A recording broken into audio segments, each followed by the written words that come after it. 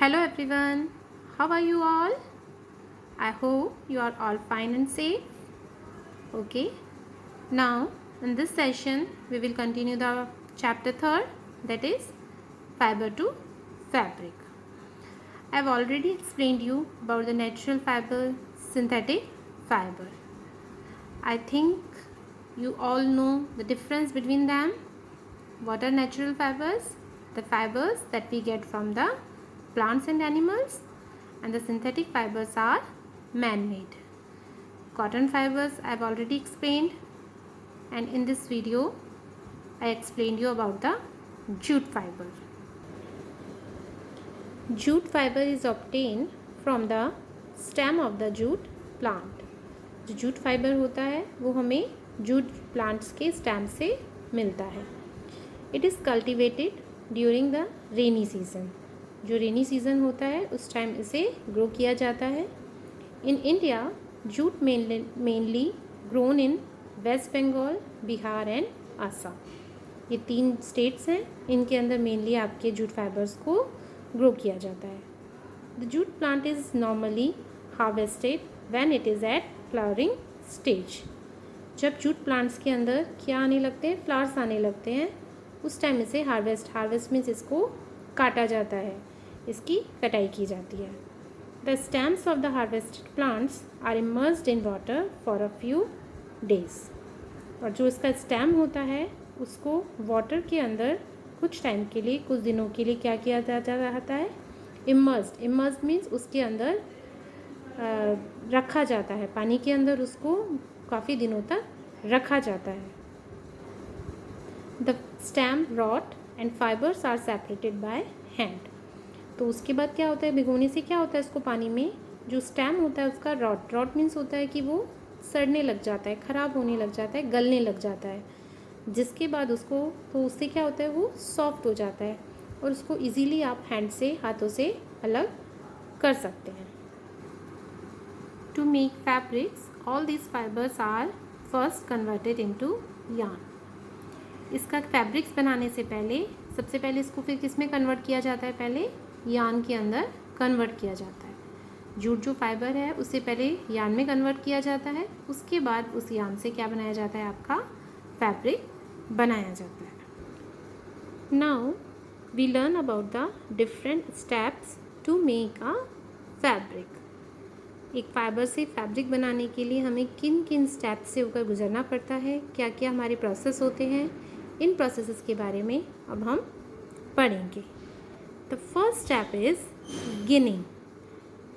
Ginning के बारे में मैंने आपको बताया था. What is ginning? Separating cotton fibres from seeds by combing. Cotton fibres के अंदर से कॉटन जो सीड्स होते हैं उनके अंदर से फाइबर्स को अलग करने का जो प्रोसेस है वो क्या कहलाता है, आपका गिनिंग कहलाता है. It is the first process to make a fabric. किसी भी फैब्रिक को बनाने के लिए सबसे पहले हमें क्या करना पड़ेगा, we have to separate the fibre from its seeds और फ्रॉम द स्टेम. सबसे पहले हमें उस फाइबर को अलग करना है उस प्लांट से. तो उसका जो प्रोसेस होता है वो क्या कहलाता है, आपका गिनिंग कहलाता है. Now the next step is spinning. What is spinning? Changing cotton fibers into yarn, or you can say changing any fiber into yarn. किसी भी फाइबर से जब कोई यार्न बनाया जाता है, थ्रेड बनाया जाता है, तो उस प्रोसेस को हम क्या बोलते हैं, spinning. It is the second step. Okay, now these are the 2 steps. First step is ginning, to separate fibers from the plant से फाइबर को अलग करना, ginning. and the next step is spinning. the process of making yarn from fiber is called spinning. in the spinning process, fibers from a mass of cotton wool are drawn out and twisted. जो cotton जो fibres हैं उनको उसमें से अलग किया जाता है और उनको क्या किया जाता है, ट्विस्ट किया जाता है. Thus brings the fibers together to form a yarn. तो उससे क्या बनता है, आपका एक यार्न तैयार हो जाता है. बहुत सारे फाइबर्स को आपस में मिलाकर उनको ट्विस्ट किया जाता है, मीन्स उसमें एक दूसरे के अंदर उसको मिक्स किया जाता है, जिससे आपका एक यान तैयार होता है। आपने देखा होगा कोई भी एक थ्रेड घर पर आपके जो स्विंग के लिए, सिलाई के लिए जो भी थ्रेड हम काम में लेते हैं, उसको कभी आप हाथ से रब करके देखिए तो क्या होता है, उसमें आपको बहुत छोटे छोटे फाइबर्स नज़र आएंगे। तो दीज आर ऑल फाइबर्स। तो वो सब क्या हैं, आपके फाइबर्स हैं, जिनसे मिलकर आपका एक यान बनता है।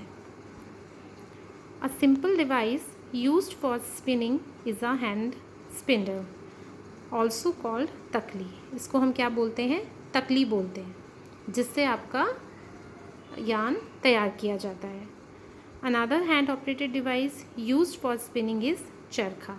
You all know about the चरखा।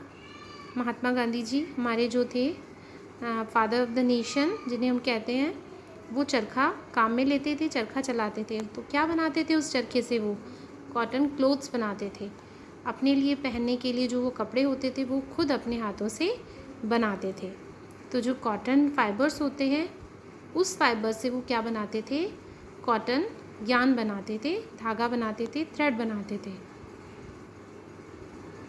यूज़ ऑफ चरखा was popularised by Mahatma Gandhi as part of the independence movement.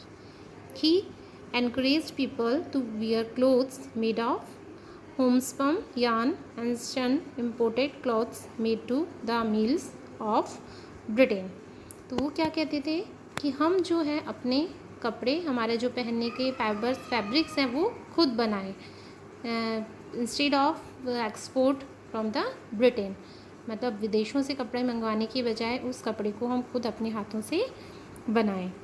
Spinning of yarn on a large scale is done with the help of spinning machines. These are the devices we have discussed are used in ancient times. पहले लोग इस तरह के devices काम में लेते थे, like तकली, चरखा।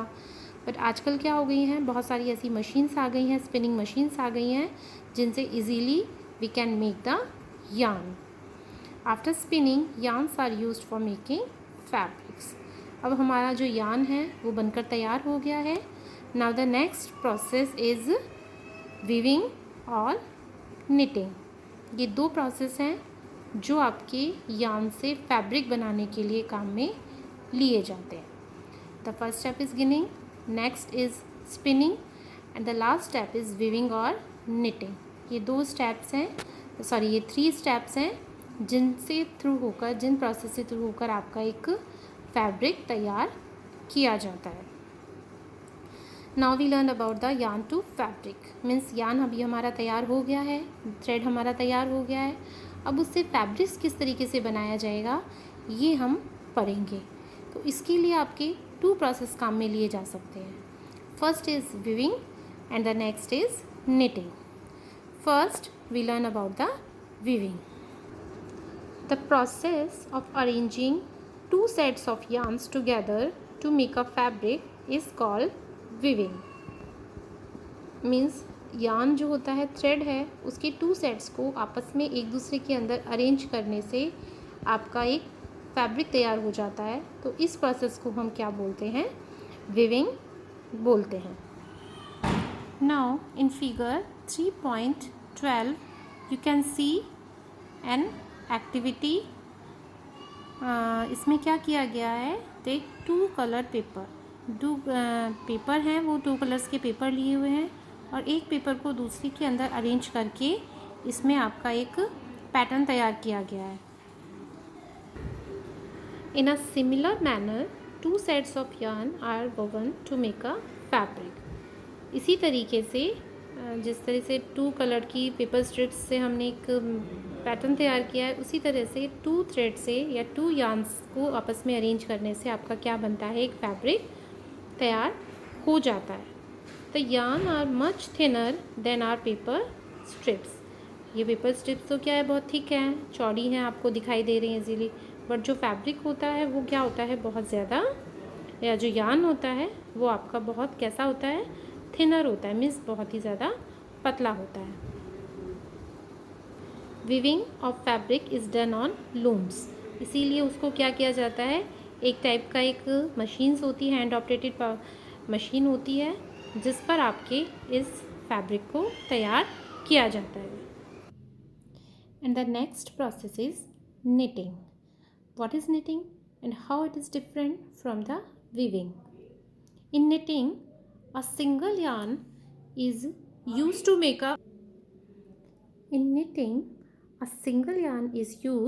make a piece of fabric. In weaving, you can see the 2 yarns are used to make a fabric. 2 yarns को अरेंज करके फैब्रिक बनाया जाता है. But in knitting we use only one yarn. इस सिंगल yarn को use करके आपका एक फैब्रिक तैयार किया जाता है. Like you can see in the picture knitting sweater. दिख रहा है आपको इस पिक्चर में? आपकी मम्मी घर पे स्वेटर्स बनाती हैं वूल से, जो भी स्वेटर बनाया जाता है, या सॉक्स बनाती हैं. बहुत सारे वूलन्स के जो क्लोथ्स बनाए जाते हैं वो आपके सिंगल यार्न को यूज़ करके बनाए जाते हैं. आपने कभी देखा है स्वेटर, आपका वूलन कोई स्वेटर या कोई भी आपका वूलन क्लोथ्स होता है, तो वो जब आपके अगर उसको एक थ्रेड को, एक यार्न को आप पकड़ कर स्ट्रेच करेंगे, पुल करेंगे, तो पूरा का पूरा आपका जो वो स्वेटर है वो अनकवर्ड हो जाएगा. मीन्स पूरा आपका सिंगल जो यार्न है वो उसमें से निकाल कर आप अलग कर सकते हैं. तो I think you can understand the difference. In weaving we use 2 set of yarn and in knitting we use only single yarn. So it is the process for making fabric. I think you can all understand कि किस तरीके से आपके एक fibre से fabric तैयार किया जाता है. First process is ginning, second spinning, third process जो लास्ट प्रोसेस है वो होता है आपका वीविंग और निटिंग. वीविंग या निटिंग में से आप कोई भी एक प्रोसेस काम में लेकर फैब्रिक तैयार कर सकते हैं. Now the history of clothing materials means किस तरीके से हमें ये क्लोथ्स तैयार किए गए, क्या इनकी हिस्ट्री है. As you know in the ancient times people use the barks and big leaves of trees और animal skin and furs to cover themselves. पहले के टाइम में लोग क्या करते थे, उनके पास क्लोथ्स नहीं होते थे, ना फैब्रिक के बारे में उन लोगों को पता था, तो वो क्या करते थे, एनिमल की स्किन से या उनके फर से या बिग लीव्स जो होती थी ट्रीज़ की, उनसे अपने आप को क्या करते थे, वो कवर करके रखते थे. After people begin to settle in agricultural communities, जैसे जैसे लोगों ने मतलब एग्रीकल्चर मीन्स खेती करना उन्होंने शुरू किया, कम्युनिटीज़ में रहने लगे. They learn to weave twigs and grass into mats and baskets. तो उन्होंने क्या learn to weave, बुनना शुरू किया. क्या? twigs and grass. twigs means होती है छोटे छोटे तिनके जो होते हैं आपके, और ग्रास को आपस में वीव करके बुनकर वो एक बास्केट या मैट तैयार करते थे. एनिमल फीज और hair were twisted together into long strands. Animals की जो फीज या हेयर्स होते थे, उनके फर होते थे, उनसे भी वो लॉन्ग स्ट्रैंड्स तैयार करते थे. These were woven into fabrics, और उनसे फिर वो अपने लिए फैब्रिक या क्लोथ्स तैयार करते थे. The early Indians were fabrics made out of cotton that grow in the regions near the river Ganga.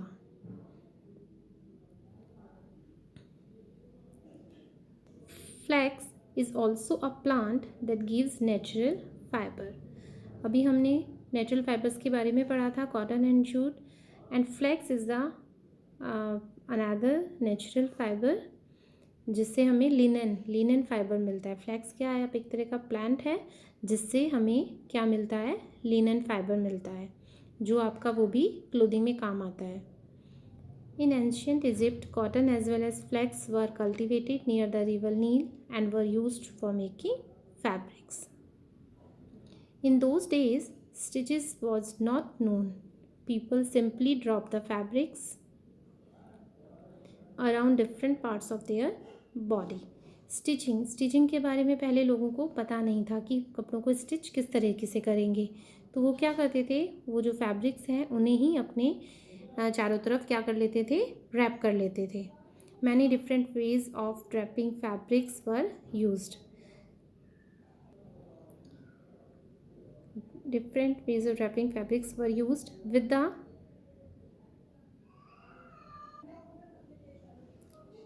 the invention of the sewing needle, people started stitching fabrics to make cloth. जैसे ही उन्होंने swing needle का, machine का या सुई का invention किया, उसके बाद वो अपने जो क्लोथ्स हैं उनको स्टिच करना उन्होंने स्टार्ट किया. So your chapter is finished here. In next video we will complete our book activity.